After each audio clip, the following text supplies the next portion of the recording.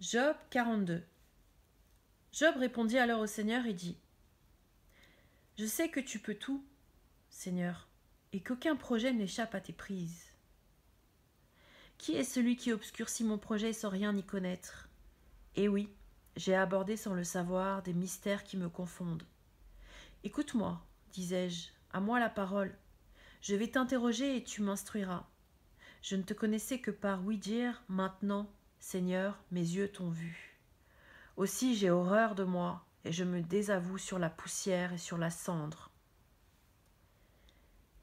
Or, après qu'il eut adressé ces paroles à Job, le Seigneur dit à Éliphaz de Théman : Ma colère flambe contre toi et contre tes deux amis, parce que vous n'avez pas parlé de moi avec droiture, comme l'a fait mon serviteur Job.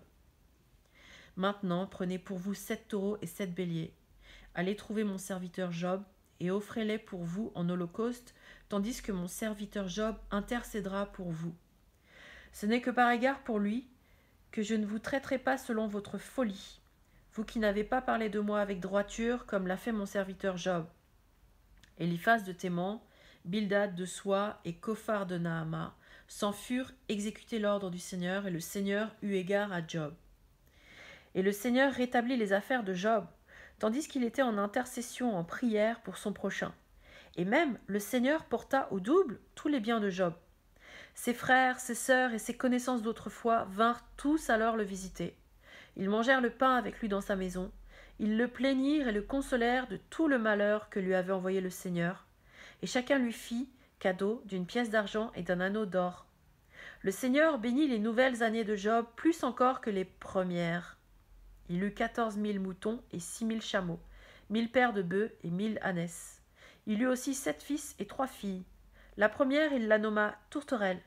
La deuxième eut nom Fleur de Cannelle. Et la troisième, Ombre à paupières. On ne trouvait pas dans tout le pays d'aussi belles femmes que les filles de Job. Et leur père leur donna une part d'héritage avec leurs frères. Job vécut encore, après cela, 140 ans, et il vit ses fils et les filles et les fils de ses fils, jusqu'à la 4e génération. Puis Job mourut vieux et rassasié de ses jours.